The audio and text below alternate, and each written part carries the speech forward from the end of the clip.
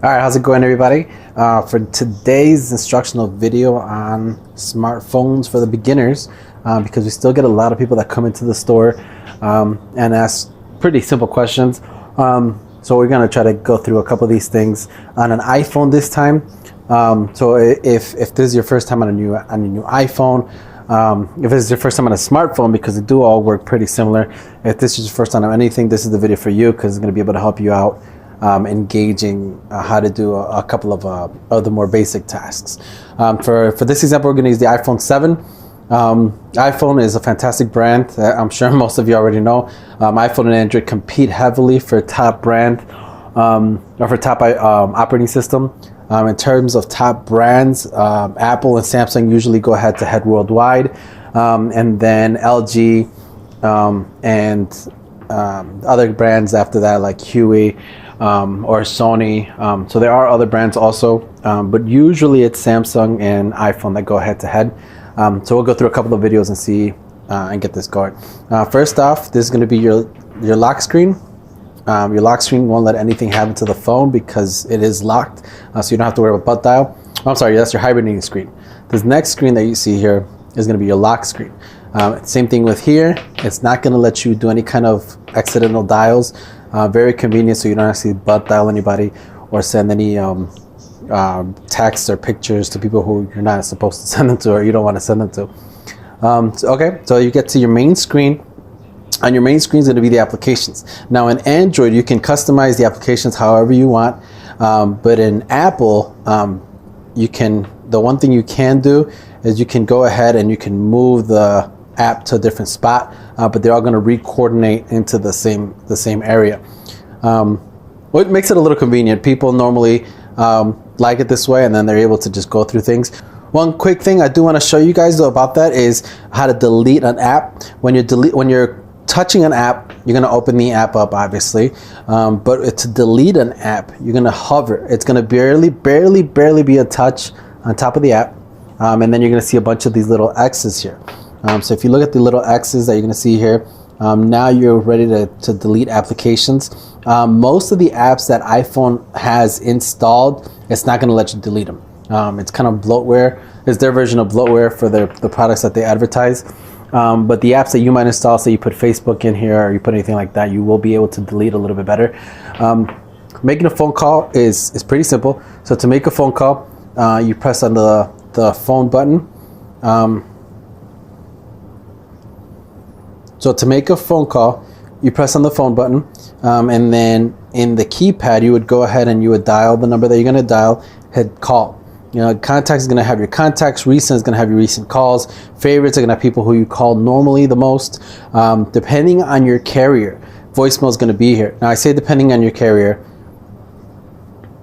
favorites are people you're going to call the most. Now depending on your carrier, voicemail is going to be here. And I say depending on your carrier only because some have visual voicemail. Some you still have to press 1 and hold on to 1 to get the voicemail. Some have a voicemail icon. So depending on your carrier, your voicemail, for most part, most voicemails are going to be in the voicemail section. So you tap on that, and then you go ahead and you listen to your voicemails and delete as you need. You no longer have to necessarily call voicemail and then let's sit through like 6 voicemails to get the one that you want. The other option is going to be messaging. With text messages, mine's blank right now because this is a blank canvas.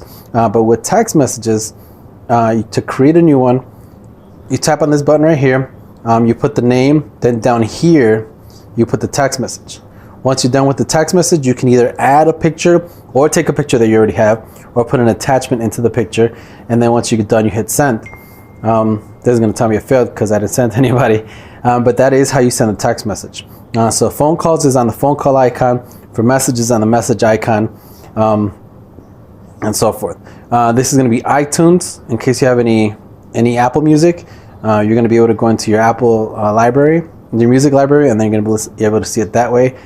Safari is pretty self-explanatory. It's just whatever you want to search, you're able to search it in Safari. Also, you can open several web pages up.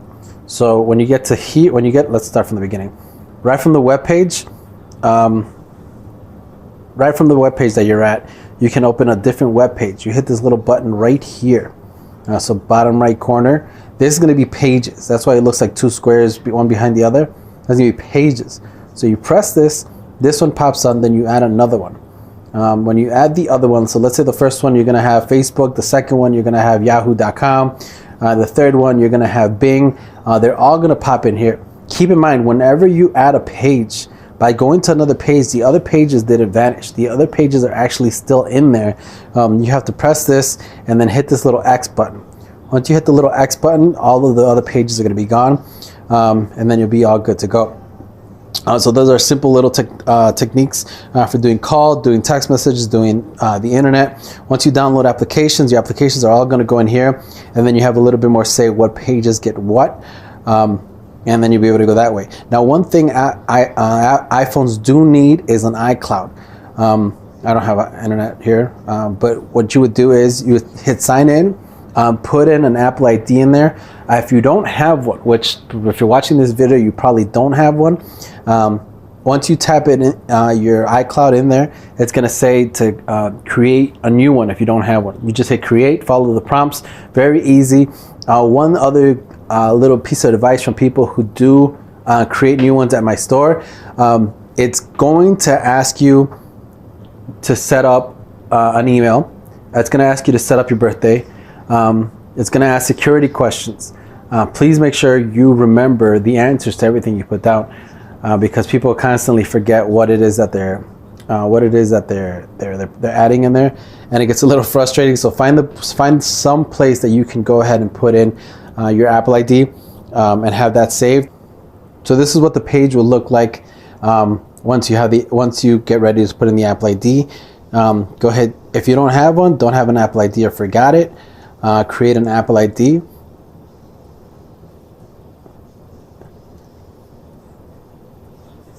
And just follow the prompts. It really is just following the prompts. Do year first, because if there is no January 2nd, or there's no March 4th or April 2nd of 2018 yet.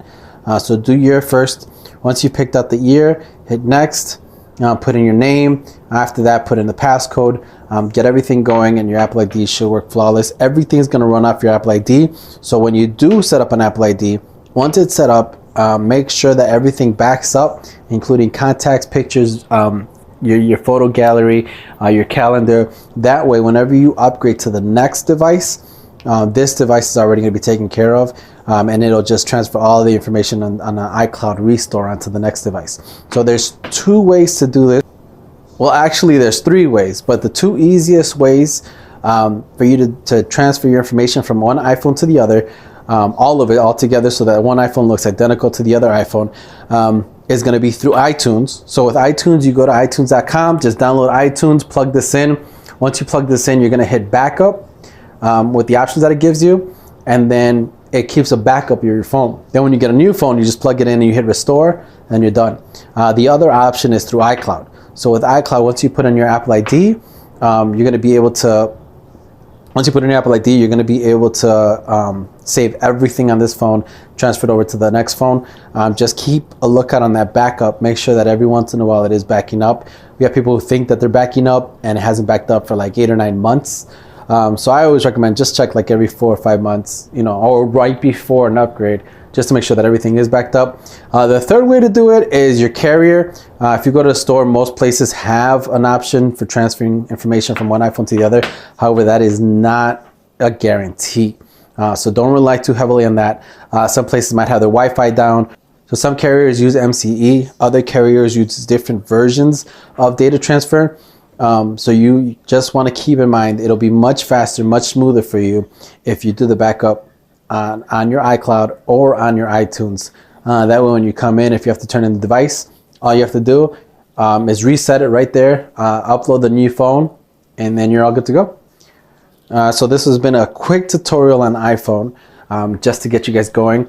Probably be posting a lot more videos for iPhone and Android here, so we can get the ball rolling and get everybody situated and ready for the smartphones for people who don't have it.